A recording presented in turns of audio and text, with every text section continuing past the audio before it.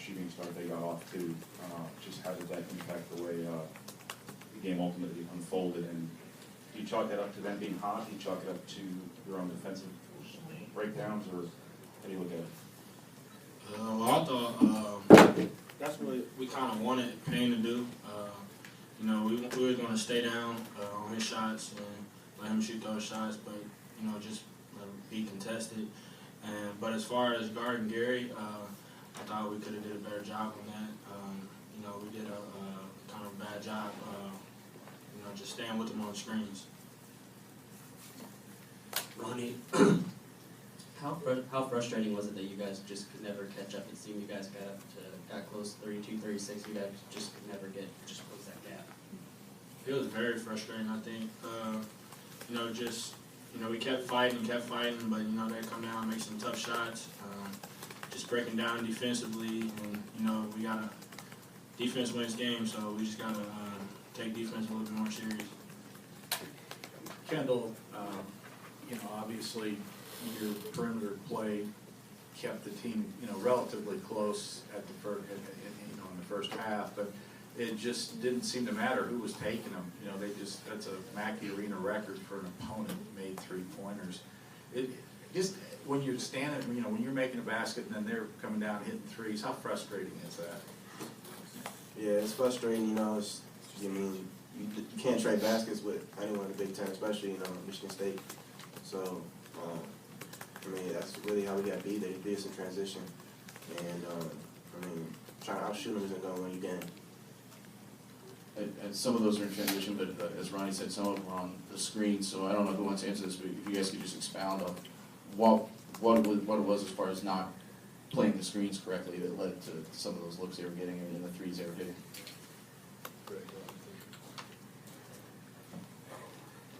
I mean, Gary's a good player, so Gary came out. We were going to shoot through certain screens and stay tight on certain screens, and he read some of them. Sometimes we broke down and he got open, but sometimes he read us and made the right decision. He's a player, so we just got to stick with somebody like that. So, I mean, half the time it was our fault. More than half the time it was our fault, but sometimes he just made a better play than us.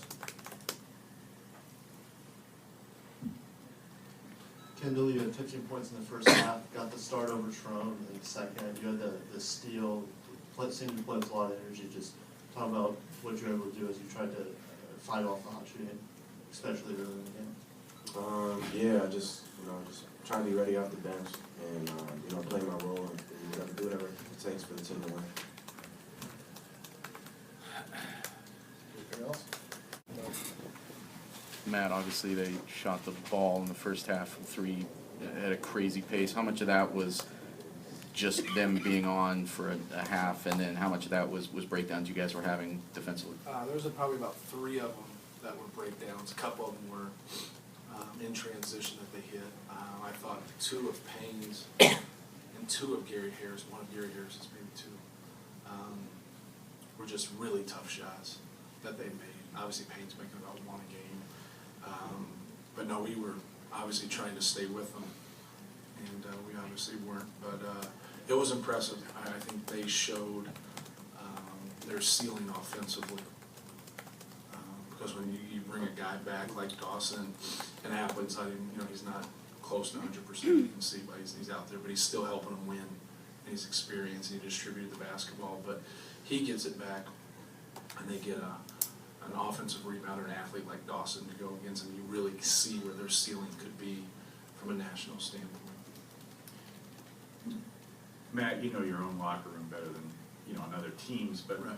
You've said this frequently. Sometimes when you go on the road, there's kind of more of a togetherness, warrior mentality, whatever you call it.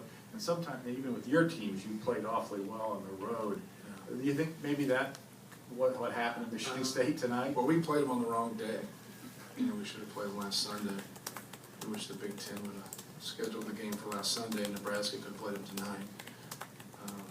But yeah, you know, it also is when you struggle, and sometimes things are human nature. You know, if you look at Michigan State's team, you know, tied for first place, they watched Michigan get beat.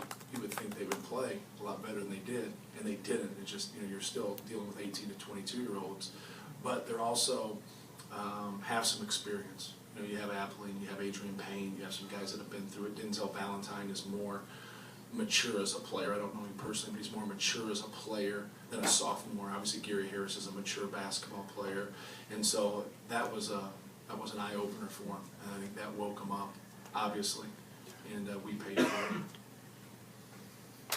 Matt, was the big lineup designed to match up with Payne or to try to leverage an advantage on the boards? It was to try to keep A.J. Hammonds away from Adrian Payne. It wasn't anything I thought was just going to be brilliant, like it was going to stop him. I was trying to keep A.J. Hammonds out of foul trouble, keep him on Costello, keep him on Ghana. When they went small, not necessarily small, but when they would float Adrian Payne to the 5 and bring Kaminsky in, that's a tough matchup for us. But A.J. got his foul, offensively on Costello, and that was the second foul. It was just an inexperienced move on his part. He fouled Costello and just pushed him down, and you just can't do that. I'm just trying to. He has a difficult time with somebody who can shoot threes and drive the basketball also. As a 7 foot, 270-pound guy, and so we work a lot on handling guys of that nature. But it's still his Achilles defensively. I know it gets lost in the loss, but the first half that Kendall Stevens had today, and there was that one stretch where he had like 6 points in 10 seconds or something like that, and turned the 2 3-point attempts into 7 points, and he was the reason why that first half might have been worse than it was if not for him. No question. I thought he played well. I thought he did some good things. He's really played well in practice. He's continued to work hard. I think it's always a telltale for a freshman whether they're playing or not. Kind of how they get into mid to late February. Do you keep plugging? Do you keep practicing hard? A lot of guys, you get into those dog days, you start feeling sorry for yourself. Ryan Smith was a kid for us that didn't play as a freshman, and all of a sudden in February you could just see it. He just kept practicing hard. He kept getting better. I said, hey, he's going to be a player for us. And he didn't play that year, but I've said that about the past 2-3 weeks about Kendall about twice a week in practices. Guys either at this time kind of go here or kind of go down, and he's got some pride and he's continued to work, and he's got some physical limitations that I think are going to get knocked out here in the next year and a half. He could really be a good player for us. Coach Sterling Carter, back here. Yes. He hit that first 3-pointer to go up 5-3. Do you think he was due for another repeat performance like Indiana? I would love for that to happen. He got a couple fouls. He fouled a jump shooter twice and got 2 fouls, and so that's why his minutes kind of got shortened. We have a lot of guards, and when we get into those situations, sometimes my rotation, I change it a lot because I'm just searching, for someone to guard. I'm searching for someone to play. His minutes were less today just because Kendall Stevens played well. I thought Raphael Davis had some good energy, and then Ronnie Johnson did some good things, so his minutes weren't as much, but it really wasn't anything he did. Coach Gary Harris, I think, shot around 30% past 40 games, obviously tonight, just Right. and everything. Just what do you see out of him? Just Well, I thought he made a couple tough ones to get going. I think anytime you have a great player like Gary Harris, when they get going like that, they're tough to stop. And then it just got contagious for the whole team. Everybody was making it. But no, he's a tough matchup because he's a guy that can attack you in transition. He can hit contested threes. He can put the ball on the floor. He's a good player.